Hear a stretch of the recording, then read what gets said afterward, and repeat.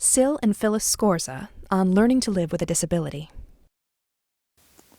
Almost within the first week, I accepted the fact that I was rather permanently disabled unless God would perform a special miracle.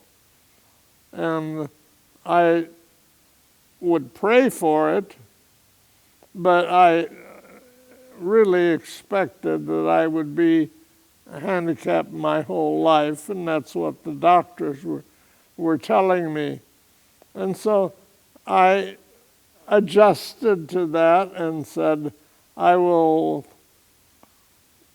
do what I can, and what I can't do, I will not be fussing about it.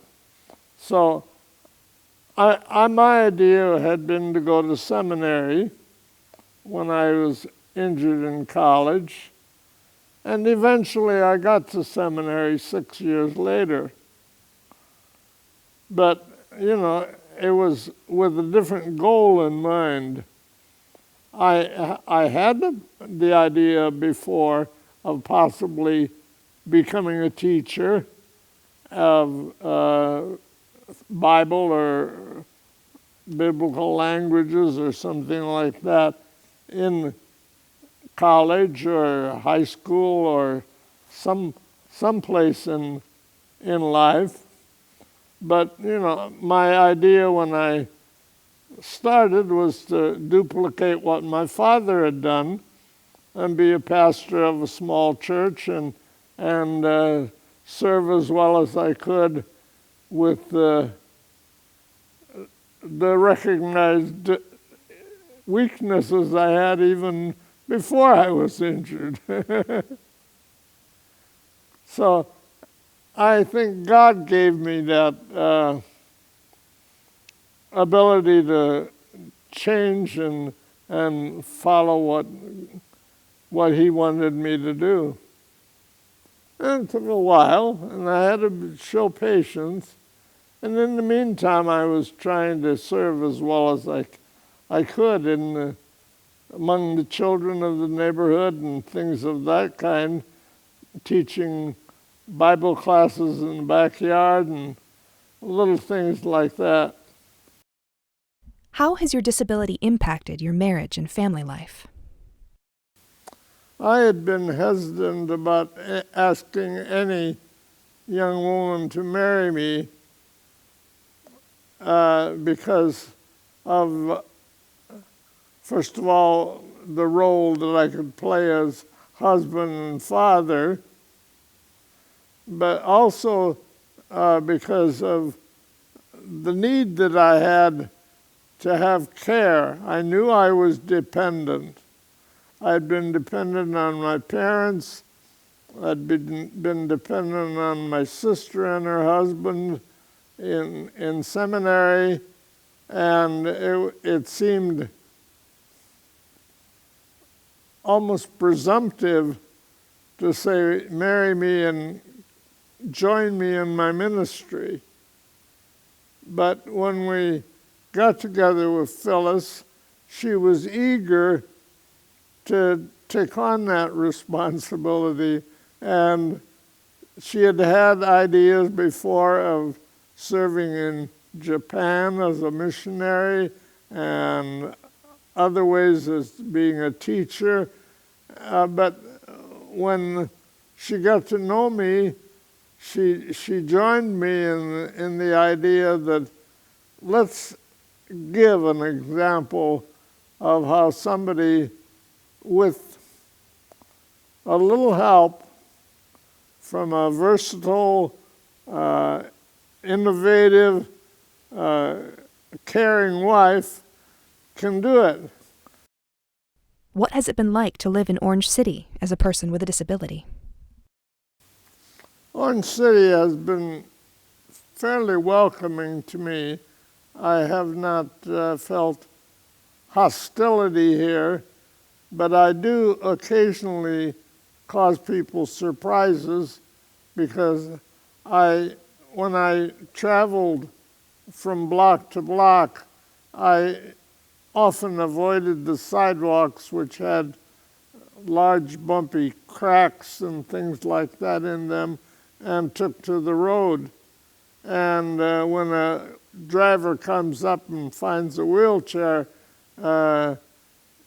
almost in front of him, he gets a little startled.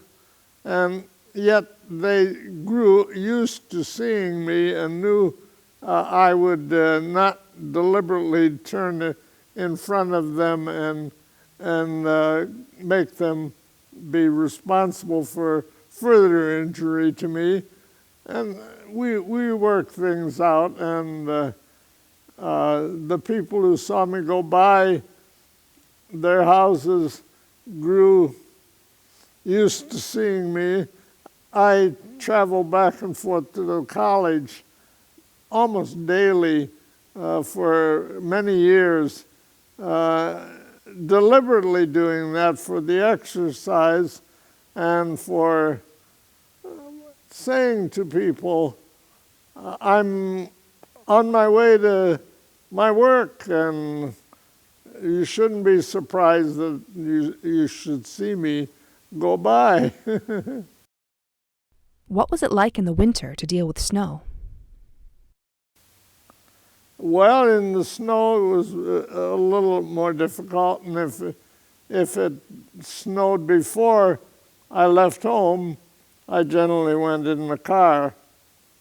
If it snowed during the day while I was gone, I either would hazard 2-3 inches going home, or I would call for assistance to get me home without embarrassment.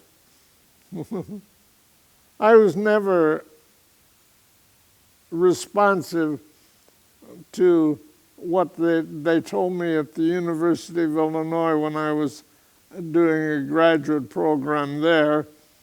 The honchos there said, if somebody touches your wheelchair, shoo them out and don't let them push you around. Or if somebody wants to give you a hand, scold them. Don't let them do that. Tell them, I'm independent and I don't need help. I never felt that way. I knew I was dependent and welcomed help. I didn't go out of my way requesting help very often, but sometimes I needed to in order to get it into or out of a place. I needed somebody to hold the door or do something to make it a little easier for me to get through. What persuaded you to spend your life together? It's so easy to say, you've given your life to the Lord, and this was the direction that He put you. But I had no grandiose ideas about taking care of him. And that, we just bonded, and we went from there. We didn't ask questions. We just did it. And all these years, we've just done it. Whatever was in front of us, we go ahead and do.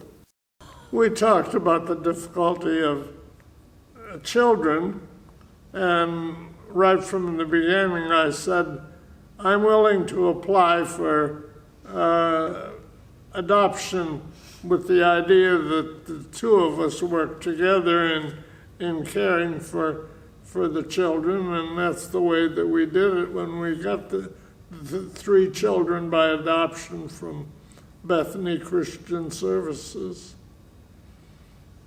It's been a blessing. Do you have any counsel for when a spouse is disabled? We need a long time to tell you all about the fun that we've had over the years. Crazy things that have happened and so on. The one advice I have is to be open have a sense of humor,